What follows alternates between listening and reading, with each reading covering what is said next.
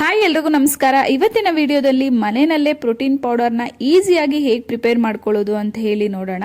For the first ಇಲ್ಲಿ ಇಂಗ್ರೀಡಿಯೆಂಟ್ಸ್ನ share ಮಾಡ್ಕೊಂಡು ಬಿಡ್ತೀನಿ. ಇಲ್ಲಿ ನಾನು 1 ಕಪ್ ಬಾದಾಮಿನ ತಗೊಂಡಿದ್ದೀನಿ ಆ್ಯಂಡ್ 1 ಕಪ್ ಮಕಾನ, 1 ಕಪ್ ಓಟ್ಸ್, 1 ಕಪ್ ಕಡಲೆ ಬೀಜ, ಆಫ್ ದ ಕಪ್ ವಾಲ್ನಟ್ ತಗೊಂಡಿದ್ದೀನಿ, another half cup pista and 2 tablespoon ಆಗೋಷ್ಟು ಗೋಡಂಬಿನ ತಗೊಂಡಿದ್ದೀನಿ. ಆ್ಯಂಡ್ ಕಮಿಂಗ್ ಟು ಸೀಡ್ಸ್, ಇಲ್ಲಿ ನಾನು pumpkin seeds, watermelon seeds, sunflower seeds, flax seeds and chia seeds ಇದೆಲ್ಲಾನು ನಾನು 2 ಸ್ಪೂನ್ಸ್ ತಗೊಂಡಿದ್ದೀನಿ. ಅಂಡ್ ಫ್ಲೇವರ್ಗೆ 2 ಏಲಕ್ಕಿನ ಯೂಸ್ ಮಾಡ್ಕೊಳ್ತಾ ಇದ್ದೀನಿ. ಸೊ ಇವಾಗ ಇಂಗ್ರೀಡಿಯೆಂಟ್ಸ್ ಎಲ್ಲ ರೆಡಿ ಇದೆ. ಸೊ ಕ್ವಿಕ್ ಆಗಿ ಹೇಗೆ ಮಾಡೋದು ಅಂತ ಹೇಳಿ ನೋಡ್ಕೊಂಡು ಬರೋಣ ಬನ್ನಿ. ಅಂಡ್ ಇವಾಗ ಫಸ್ಟ್ ನಾನು ಒಂದು ಪ್ಯಾನ್ನ ಬಿಸಿಗೆ ಇಡ್ತಾ ಇದ್ದೀನಿ. ಸೊ ಪ್ಯಾನ್ ಸ್ವಲ್ಪ ಬಿಸಿ ಆದ್ಮೇಲೆ ಅದಕ್ಕೆ ಕಡಲೆ ಬೀಜನ ಹಾಕೊಂಡು ಮೀಡಿಯಂ ಫ್ಲೇಮ್ ನಲ್ಲಿ ಇಟ್ಕೊಂಡು ಚೆನ್ನಾಗಿ ಹುರ್ಕೊಳ್ಬೇಕಾಗುತ್ತೆ. ಅಂಡ್ ನಾನು ಈ ಒಂದು ಪೌಡರ್ ಅಲ್ಲಿ ಯೂಸ್ ಮಾಡಿರೋಂಥ ಎಲ್ಲ ಇಂಗ್ರೀಡಿಯೆಂಟ್ಸು ಅಷ್ಟೇ ಪ್ರೋಟೀನ್ ರಿಚ್ ಆಗಿರೋದ್ರಿಂದ ಸೊ ಚಿಕ್ಕವರಿಂದ ದೊಡ್ಡವ್ರವರೆಗೂ ಯೂಸ್ ಮಾಡ್ಬೋದು. ಅಂಡ್ ಚಿಕ್ಕ ಮಕ್ಳಿಗೆ ಕೊಡುವಾಗ ಸ್ವಲ್ಪ ಕಡಿಮೆ ಕ್ವಾಂಟಿಟಿನಲ್ಲಿ ಕೊಡಿ. ಫಾರ್ ಎಕ್ಸಾಂಪಲ್ ದೊಡ್ಡವರು 1 ಕಪ್ ನೀರು ಅಥವಾ ಮಿಲ್ಕ್ ಜೊತೆಗೆ 2 ಸ್ಪೂನ್ ತಗೊಳ್ತಾ ಇದ್ದೀರಾ ಅಂದರೆ ಚಿಕ್ಕ ಮಕ್ಕಳಿಗೆ ಒಂದು 1/2 ಟೇಬಲ್ ಸ್ಪೂನ್ ಅಷ್ಟು ಕೊಡಿ. ಬಿಕಾಸ್ ಅವ್ರಿಗೆ ಡೈಜೆಷನ್ ನೀಟಾಗಿ ಆಗಬೇಕಲ್ವ, ಹಾಗಾಗಿ. ಆ್ಯಂಡ್ ಇವಾಗ ಕಡಲೆ ಬೀಜ ಎಲ್ಲ ಹುರ್ಕೊಂಡು ನಾನು ಒಂದು ಕಡೆ ಸಪ್ರೇಟ್ ತೆಗೆದಿಟ್ಕೊಂಡಿದ್ದೀನಿ. ಬಿಕಾಸ್ ಅದು ಸಿಪ್ಪೆ ಎಲ್ಲ ಪೀಲ್ ಮಾಡಿ ಹಾಕೋಣ ಅಂತೇಳಿ. ಇವಾಗ ನಾನು ಬಾದಾಮಿ ಮತ್ತು ಗೋಡಂಬಿ ನಾನು ಅಷ್ಟೇ ಮೀಡಿಯಂ ಫ್ಲೇಮ್ನಲ್ಲಿ ನೀಟಾಗಿ ಫ್ರೈ ಮಾಡ್ಕೊಳ್ತಾ ಇದ್ದೀನಿ. ಆ್ಯಂಡ್ ಬಾದಾಮಿನಲ್ಲಿ ವಿಟಮಿನ್ ಇ ಇರೋದ್ರಿಂದ ಅದು ನಮ್ಮ ಸ್ಕಿನ್ಗೆ ಮತ್ತು ಹೇರ್ಗೆ ತುಂಬಾ ಒಳ್ಳೆಯದು. ಆ್ಯಂಡ್ ನೆಕ್ಸ್ಟ್ ನಾನು ಮಕಾನನ ಆ್ಯಡ್ ಮಾಡ್ಕೊಳ್ತಾ ಇದ್ದೀನಿ. ಆ್ಯಂಡ್ ಮಕಾನನ ಲೋ ಫ್ಲೇಮಲ್ಲಿ ಚೆನ್ನಾಗಿ ಫ್ರೈ ಮಾಡ್ಕೊಳ್ಬೇಕಾಗತ್ತೆ. ಹೇಗೆ ಅಂತ ಹೇಳಿದ್ರೆ ನಾವು ನಮ್ಮ ಫಿಂಗರ್ಸ್ ಎಲ್ಲ ಅದನ್ನು ಸ್ಕ್ವೀಸ್ ಮಾಡಿದ್ರೆ ನೀಟಾಗಿ ಪುಡಿ ಪುಡಿ ಆಗಬೇಕು. ಸೊ ಅಲ್ಲಿವರೆಗೂ ಚೆನ್ನಾಗಿ ಫ್ರೈ ಮಾಡ್ಕೊಳ್ಬೇಕಾಗತ್ತೆ. ಆ್ಯಂಡ್ ಮಕಾನ ಬಂದು ನಮ್ಮ ಬೋನ್ ಡೆನ್ಸಿಟಿಗೆ ತುಂಬಾ ಹೆಲ್ಪ್ಫುಲ್. ಸೊ ಇದನ್ನು ಯೂಸ್ ಮಾಡೋದ್ರಿಂದ ಬೋನ್ಸ್ ಎಲ್ಲ ಸ್ಟ್ರಾಂಗ್ ಆಗುತ್ತೆ. ಆ್ಯಂಡ್ ಮಕ್ಕಳಿಗೂ ಅಷ್ಟೇ ಇದನ್ನು ಲೈಕ್ ಜಸ್ಟ್ ತುಪ್ಪ ಹಾಕಿ ಉಪ್ಪು ಖಾರ ಎಲ್ಲ ಆ್ಯಡ್ ಮಾಡಿ ಕೊಡೋದ್ರಿಂದ ಅವರು ಅಷ್ಟೇ ತುಂಬಾ ಇಷ್ಟಪಟ್ಟು ತಿಂತಾರೆ.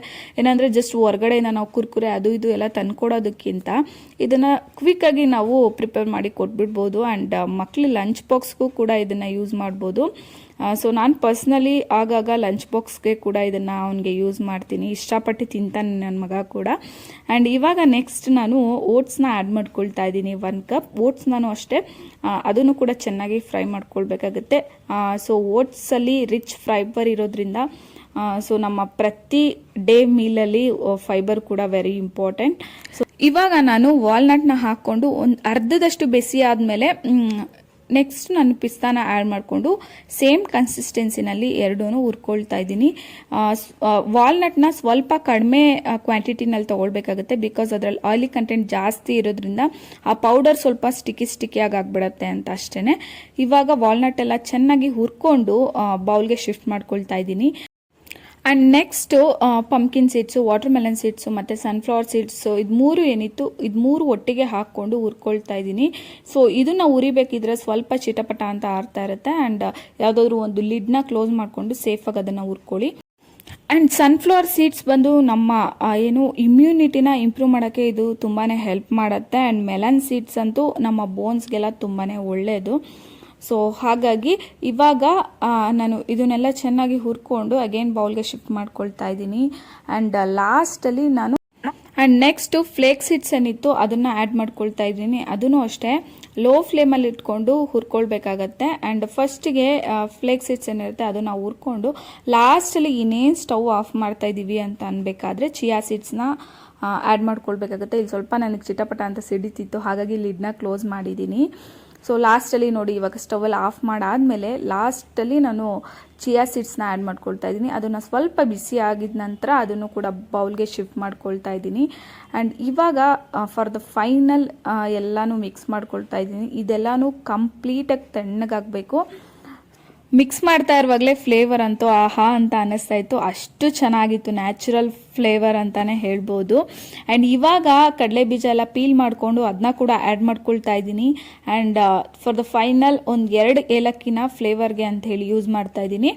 ಸೊ ಅಗೇನ್ ಎಲ್ಲನೂ ಚೆನ್ನಾಗಿ ಮಿಕ್ಸ್ ಮಾಡಿಕೊಂಡು ಕಂಪ್ಲೀಟಾಗಿ ತಣ್ಣಗಾದ್ಮೇಲೆ ನಾನು ಅದನ್ನು ಒಂದು ಮಿಕ್ಸಿ ಜಾರ್ಗೆ ಸ್ವಲ್ಪನೇ ಆ್ಯಡ್ ಮಾಡಿಕೊಂಡು ಗ್ರೈಂಡ್ ಮಾಡಿಕೊಂಡ್ರೆ ಮನೆಯಲ್ಲೇ ಮಾಡಿರೋಂತಹ ಹೆಲ್ದಿ ಪ್ರೋಟೀನ್ ಪೌಡರ್ ರೆಡಿ ಆಗುತ್ತೆ. ಆ್ಯಂಡ್ ನೀವೇನಾದರೂ ಸಣ್ಣ ಮಕ್ಳಿಗೆ ಯೂಸ್ ಮಾಡ್ತಾ ಇದ್ದೀರಾ ಅಂದರೆ ಸ್ವಲ್ಪ ಜರ್ಡಿ ಕೂಡ ಮಾಡ್ಕೊಂಡು ಯೂಸ್ ಮಾಡ್ಬೋದು.